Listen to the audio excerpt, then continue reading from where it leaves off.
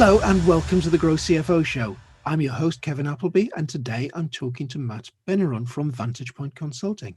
Welcome to the GrowCFO Show, Matt. Thank you very much for having me. Hey. So, Matt, tell me a little bit about yourself. What got you to where you are today? Sure. So I've got a bit of a mixed background. I've worked in consulting for quite a while. I started off in Big Four style consulting, coming from a technology angle, really. I've then had a few roles that took me down mostly a technology implementation track to start with, always for finance, but it was always technology for finance. In the last 7 or 8 years now, I've looked at consolidation, FP&A, systems implementations. I became a qualified accountant along the track as well. And in the last maybe 4 or 5 years, I've focused a lot more on CFO advisory, how CFOs are setting up their finance function from a people, process and technology perspective, but also leading a lot of technology implementations as well. So looking at FP&A systems, consolidation systems, regulatory reporting, all for the pillar of the CFO.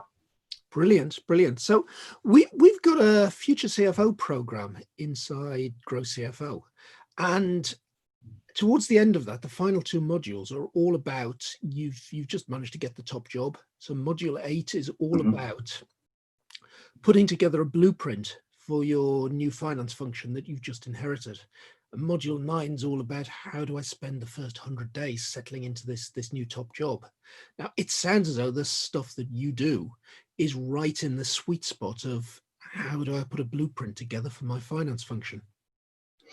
Yeah, exactly. And I think a lot of the clients we work with are new CFOs, and I think what typically happens is a CFO comes into an organization, has some kind of clear, fresh ideas about the direction they want to take the finance team, but also has a lot of questions about how to do that best and how to really set their finance team up in a way that's going to support their overall objectives, the organization's overall objectives. And that's where we come in to try and bring some of that experience from other organizations, methodologies, frameworks that help any CFO as they start to formulate their vision and plan over the next 3 to 5 years. So I'm sitting there. I'm probably about a couple of weeks into my new role as a fresh CFO, and I'm thinking, I know this finance function's not right. I know roughly where I want to take it, but I'm not quite sure how to do it. So where would you start, Matt? So the CFOs we talk to, some start very much head down in finance. They're looking at their finance team, they're looking at finance operations and how they improve that. Others, and the direction where I'd encourage people to start, is actually looking at exec alignment, leadership alignment, and strategic objectives of the organization.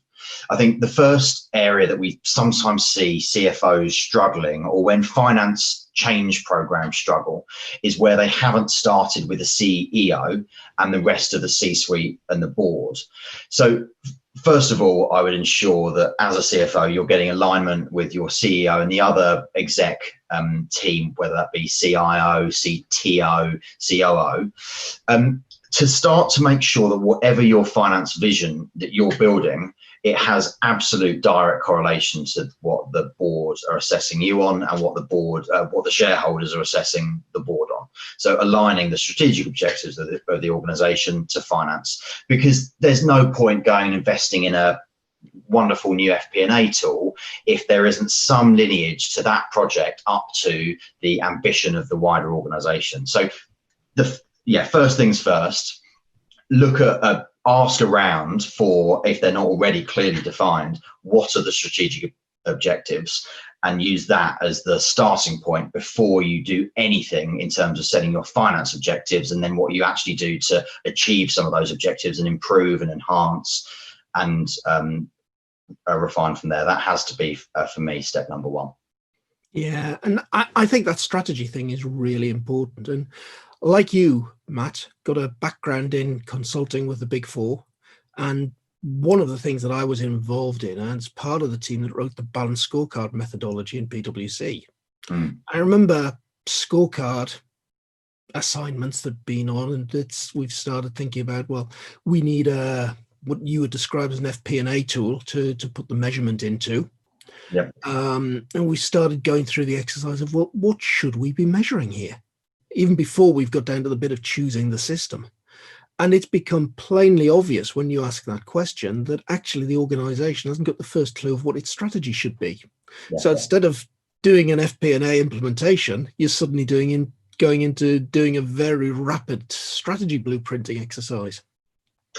Exactly. And I think that's a great example of an anecdotal. You're engaged maybe in one area, but the foundation work hasn't been done to set the themes and the vision. And that's not cascaded all the way down through everyone. So everyone's kind of sat around scratching their head. And what that can ultimately mean on projects that we're running, for example, can be that things take longer than they were designed to. They are more expensive, and projects always have that element. Projects always overrun, projects always go over budget. There's always risk of that, and what we're trying to do is to do things in a chronology that means that when you do arrive at those challenges are really well understood by everyone. Those projects are really well understood by everyone. The value that those projects bring are really well understood by everyone, and it makes those more difficult conversations that quite natural to have as you run lots of projects a lot easier, because everyone is bought in right from the start. Absolutely. So we've got that strategy clear. Yep. So I'm now thinking, okay, fine, strategy. What we've got at the moment doesn't look right for these strategic objectives. I suppose one challenge is I've just joined a company that is growing very quickly. Fine, a lot of companies start off with a spreadsheet. A lot of companies move on and they use something like Xero. But then you're growing fast. You need more than just that simple bookkeeping system. How do you go about then working out what it is you need to fit that strategy?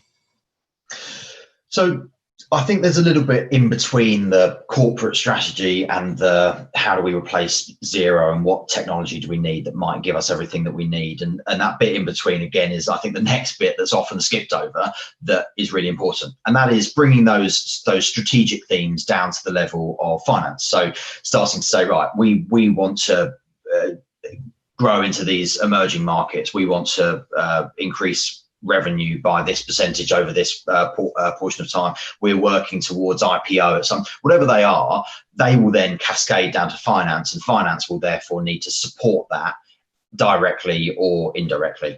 And then the finance systems will need to support that directly or indirectly.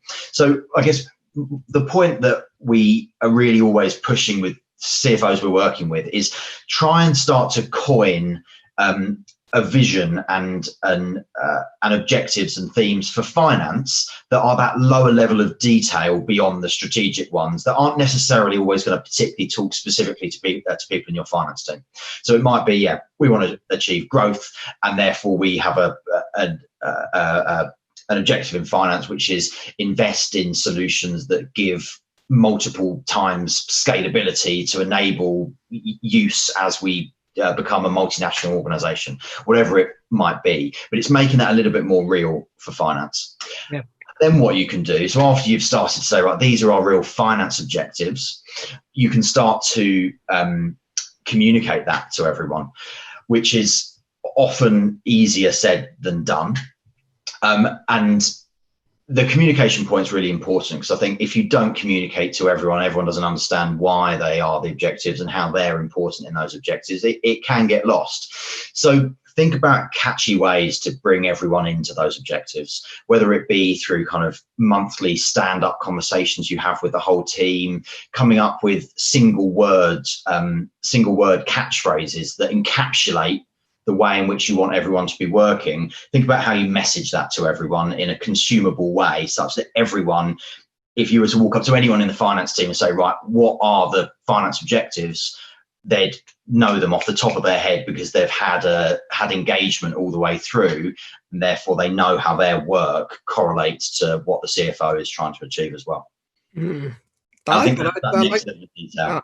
I like that idea of catchphrases as well. I was sitting watching Boris Johnson's TV address a couple of days ago, and I started counting the number of times that Boris squeezed his new catchphrase, "squeeze the disease," into the conversation. Very, very impressive. I lost count after about 10 or 12.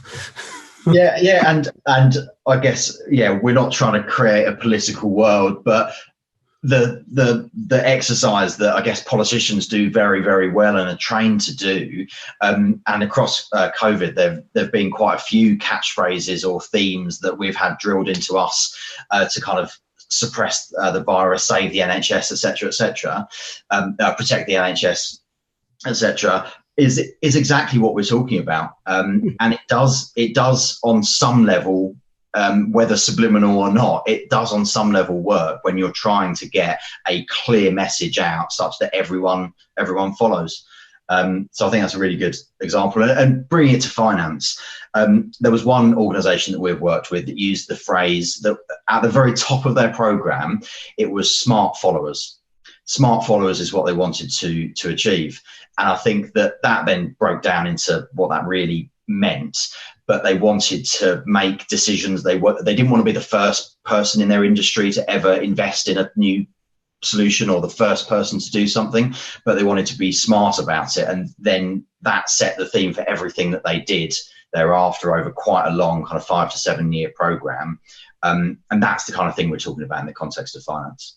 Yeah, that sounds very much like a CIO that I worked with in a former organization when I was complaining about my laptop and said, "Kevin, we want good technology. We're not prepared to be at the bleeding edge." Yeah. And I mean, fair, maybe not in the context of your old laptop, but in a finance program, I completely agree. Yeah, absolutely. Yeah. So down to the nitty gritty, we've got the finance function all, let's say, for want of a better phrase, singing off the same hymn sheet. We've got finance knowing what their role is in the strategy. But I'm then in my new job. I'm not very far into it. And sooner or later, I've got to be going along to the CEO and saying, well, here's my blueprint of where we're going to take finance. Here's what it's going to cost. Here are the things that we're going to be doing. Here's the roadmap for the next 12, 24 months to be in the place we need to be. Now, there's a lot of work to get to from just understanding the strategy and how it impacts finance to having that roadmap and persuading the board to put some money behind this. So where do we go next, Matt? Yeah, exactly. And we are getting into the detail of the real legwork that kind of starts to actually get into the detail. So first of all, you need to think holistically. So look, connected decision making is often a phrase we use, and we want to work towards that connected decision making model. So the first thing to do, I guess, if I were to be a CFO, is I'd want to listen to everyone, and particularly if I'm coming into an organization where I'm not familiar, you want to listen and engage with everyone across finance. And if your finance team is small enough, there should be no real reason that you can't have one-on-one engagement probably with the entirety of your finance team. So I think, first of all, you need to do that step back and that surveying exercise, whatever that might look like. It can look like, it can be things like surveys. It can be one-to-one interviews, but collect as broad a view as you possibly can of what people are really saying. What are the things that work well? What are the challenges? What are the solutions, the technologies that don't work? What are the processes that haven't worked? How have audits been in prior years? Trying to uncover as much as possible about the finance operations from the people that are responsible. But then also look outside of finance. So look at operations, look at IT, look at where your revenue's coming from, whatever that might be, distribution, etc., and ask them about finance and say, right, what's your relationship with finance? What do you get from finance? What are your problems, your bugbears with finance? And what do you think about finance? Because potentially a part of this exercise is shifting the perception of finance as well outside of the finance organization.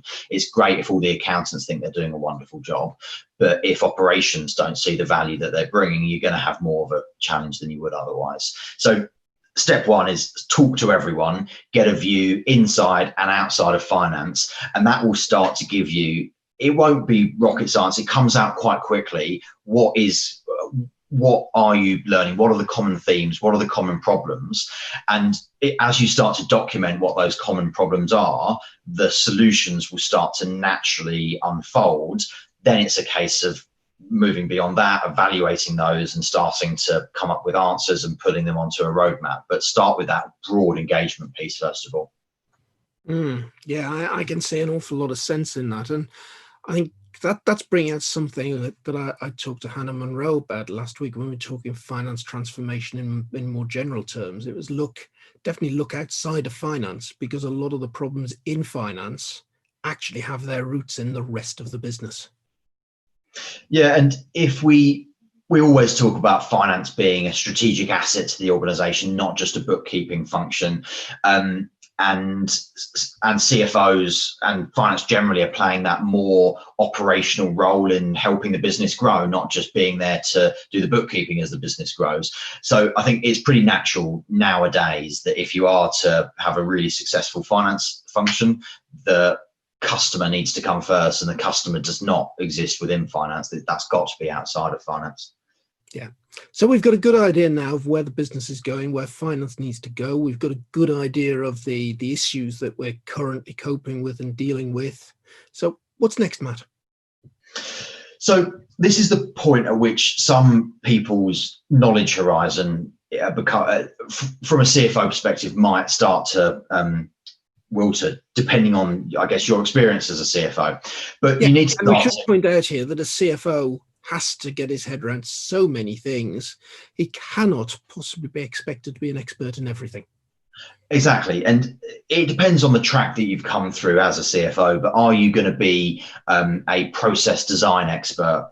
Maybe. Are you going to be a technology expert? Maybe, but possibly not. Are you going to know exactly how to set up a regulatory reporting framework and the controls and governance for that? Possibly, but maybe not. So I think it's really important that you are honest to yourself about what you do know and what you don't know, and then you leverage people across the business to support you in the next stage. And that might be people within your finance team that have experience that you can leverage. It might even be people outside of the finance team that you can leverage in this process. For some organizations, it means they go to external partners to bring some of this experience. But the main crux of the next stage is to come up with answers to the problems that you've identified. And some of those answers will not, again, a lot of this is not rocket science. A lot of the answers to the problems will not be too difficult or far reaching. Some will be quite small, quick wins. There will be people that say we have manual spreadsheet processes that take us days and days and days. And there are always tactical ways to improve that.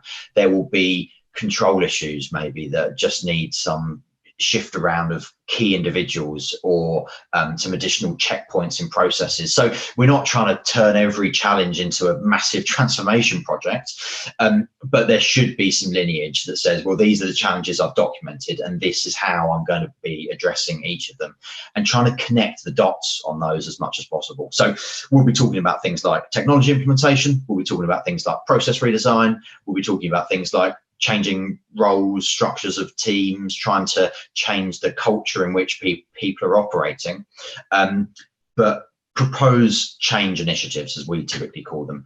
And those change initiatives should, if all executed perfectly, which is the next stage, but if all executed perfectly, should address every single problem that you have in the organization today. And we can then start to think about prioritizing those and coming up with cost benefit analysis for those. And that starts to form the roadmap piece that we come on to next. But take the pressure off yourself. Don't feel like you need to know the answers to every single problem. Lean on other people in the organization and outside the organization to help you come up with what those answers might be. A replacement of zero. Kevin was one of the ones you spoke about earlier. That might be one of them, but there'll be loads of them that are bigger than that and smaller than that as well. And I think the key thing here, Matt, coming out of what you said, is that we're not just talking about replacing bits of technology. where as soon as you say that, well, this piece of technology isn't doing what we want, these spreadsheets are taking us days to perform. And you're talking, yes, there'll be a piece of technology that can do it better, but the processes that are required around that bit of technology are different. And the organization that you need to operate them is different. Now, if somebody's taking 5 days crunching a spreadsheet and you give them a piece of kit that does it in an hour, well, what are you going to do with that extra 5 days you've just released? So you've got to very definitely bear in mind that we're not just talking a blueprint for finance systems, we're talking a blueprint for the finance function. And the finance function is a team of people that perform high quality financial processes using best-in-class tools and systems. Yeah, exactly. And I can't understate that.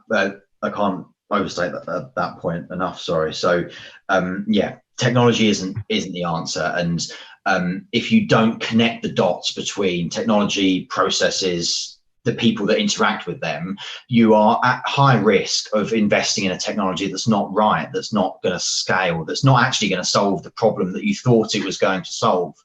But this all kind of feeds back to the things we spoke about just before, which is if you are connecting everything as you go through, from the strategic objectives to finance, to themes, to how you want to achieve them, to the problems, to the solutions, you're at a much lower risk of making those decisions that you 12 months down the line say, actually, we might have thought, yeah, we should have done something a little bit different. And that holistic, fairly broad brush approach is the way we mitigate scenarios like that. And I guess one thing that we should be making sure is that the mindset is right, that if the strategy is to grow this 7-figure business into an 8-figure business, or an 8-figure business into a 9-figure business, don't just start with something that works today. You've got to have the mindset that we're already that bigger business. And put in the process, the system, the organization structure that will work with that bigger business. Works today isn't good enough. You just give yourself more work down the road. Exactly. And it's great if you've got a board that see that, and some organizations we work with have a clear plan that they're small today, but they are not small for long, and therefore they are ready to make the level of investment that is required. So it might be that you're blessed with people around you that are already bought in and probably pushing that vision on you. But then you could also be from the other side, which is actually maybe finance isn't perceived in such a strategic asset style way. Maybe the investment is challenged from a pennies and pounds perspective rather than a future value add. And this exercise should help you, if you're in that latter scenario, bring everyone into your vision, bring everyone on that journey, and get them bought into what you're trying to do, which is, as you say, grow that 7 to 8 figure, 8 to 9 figure business, and make sure that the wheels don't fall off later down the line. Okay, so we haven't quite got to having that roadmap that we can go along and present to the rest of the C-suite and say, give me 10 million quid, please, to implement this lot. So where do we go next to be building that really strong business case, Matt? So that comes off the back of the change initiative. So you've articulated, right, we are going to have this suite of 20 to 30, it could be as broad as that, change initiatives. And some of those have a very, very low external cost. Some of those might have quite a high external cost. Because some might be, we just need to change this person's role and restructure them in this way. Others might be, we need to implement an ERP to replace our general ledger, whatever it might be. Look at the change initiatives, and you need to put together mini business cases, in essence, for each of them that articulate how they're relevant, what they bring, and have some form of operational plan to actually deliver them. So if you've got a change initiative, you need to have some form of order of magnitude against it and timeline, and then start to prioritize. look to prioritize the maybe the quicker wins, the lower investment, higher value as much as you can, so you can actually have a roadmap that has stages of investment, rather than saying I need 10 million to achieve these 30 objectives. I need 2 million to achieve the first 6 or 7, and then I'll be looking to come back for the remaining budget to achieve the rest. Look to break it down into bite-sized chunks, but chronologize the change initiatives. Start to map them in terms of the value that they add versus the cost that they bring. And by this point, bear in mind, this is not the first time you've spoken to the board about wanting £10 million to invest in these change initiatives, because the board have been brought along every step of this journey as well. So they've already got some idea of what you're learning, what you're seeing, the direction in which you're going. So they're already warmed up to the fact you're probably going to be asking for a little bit of investment to achieve them. So we've got something here that's overlaying very nicely into that first 100 days in your role, and how you've got to be dealing with the rest of the C-suite across that 100 days. Because you've got to be telling them a story all the time, and it's a two-way conversation as well, because you're learning as much about what they need as they're learning about what you want to deliver. Yeah, exactly. And this listening engagement, continually reviewing that cycle, is exactly what we do. We do these kind of exercises with organizations, but it doesn't mean we arrive at the same result every time.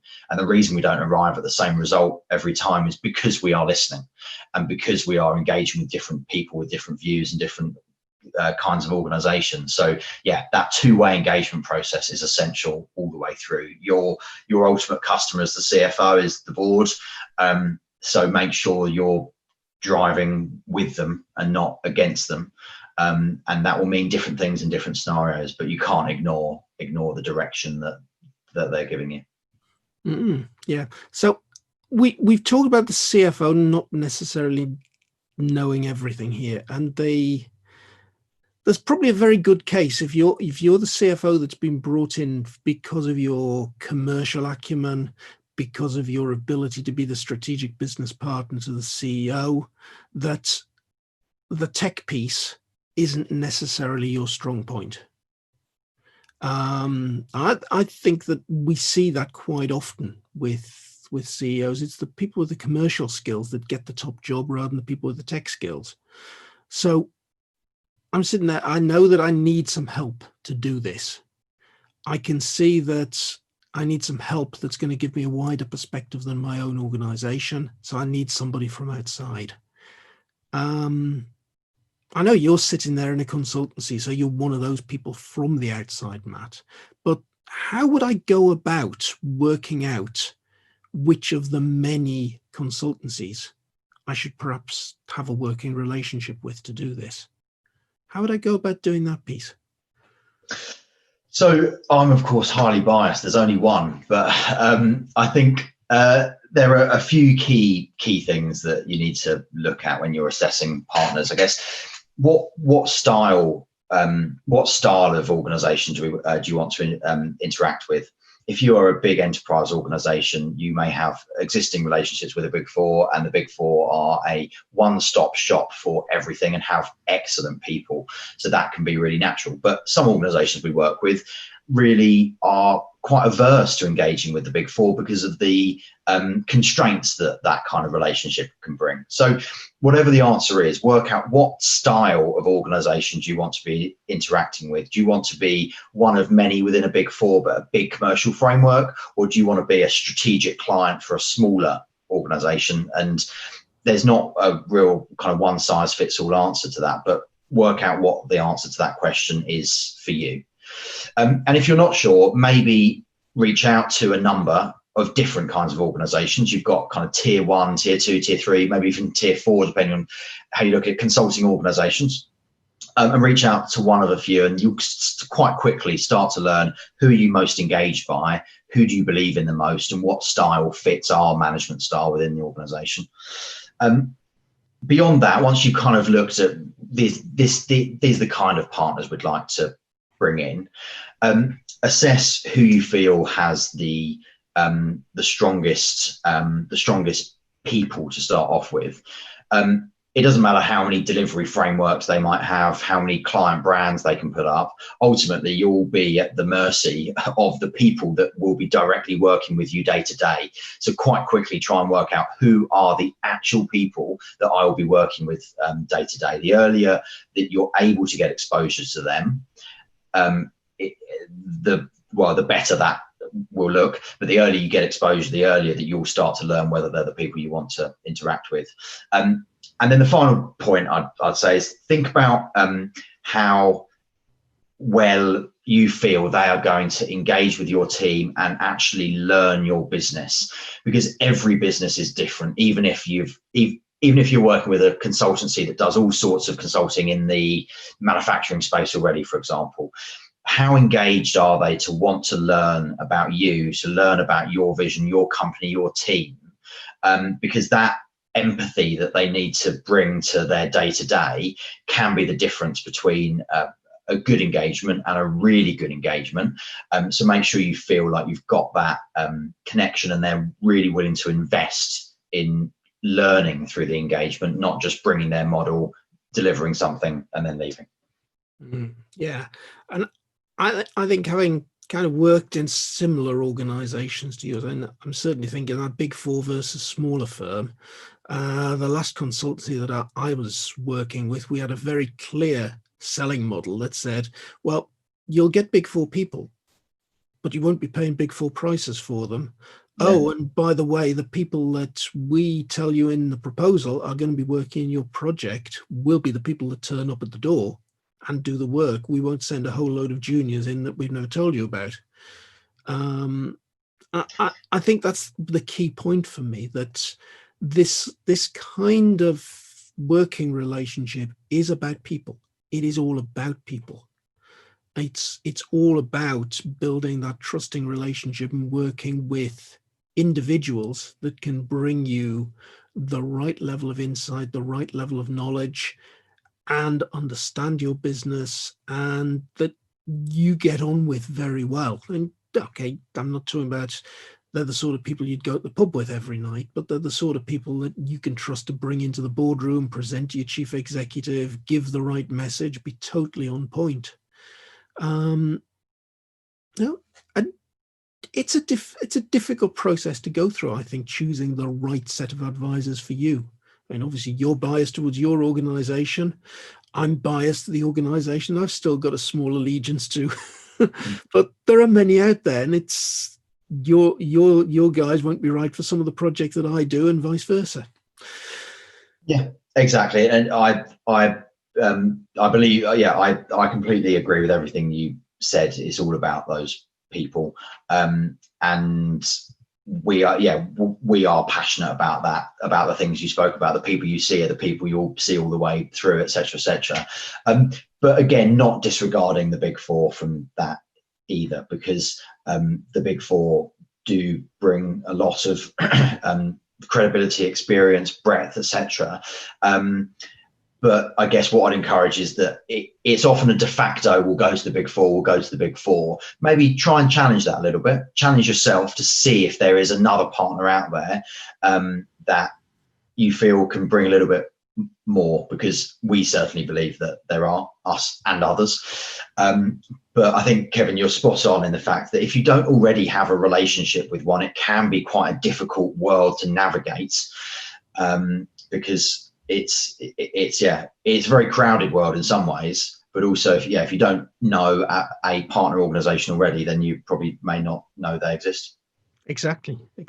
And to be honest, before you guys came along and did one of our Future of the Finance function sessions for Chris Treadwell, I personally never heard of Vantage Point, but I've heard a lot more about Vantage Point in the intervening period. Yeah. And that just shows there are some very good people out there, but unless you specifically come into contact with them, you don't necessarily even know they existed. And it's not something that would just pop out of a Google search either. So quite possibly not. Yeah. So do a bit of research, and Google is a good starting point. Reach out to other people in your organization, maybe across the board, and peer CFOs. I think that's what's great about peer CFO groups, is because if you're in that first CFO role, there is that support network around you and people you can interface with. Exactly. They have those recommendations. That's one of the philosophies that is core to the center of GrowCFO, that you should be able to just talk to your peer CFOs. What are you doing? Did you use these guys? What did you think? Did it work? And you talk to half a dozen other CFOs, you very soon get an opinion about an organization you wanted to know about, and you may well get some suggestions about others that are equally good or better that you'd never even thought about looking at. Matt, that has been a fascinating conversation. Thank you very much. No problem at all. I've been really enjoyable.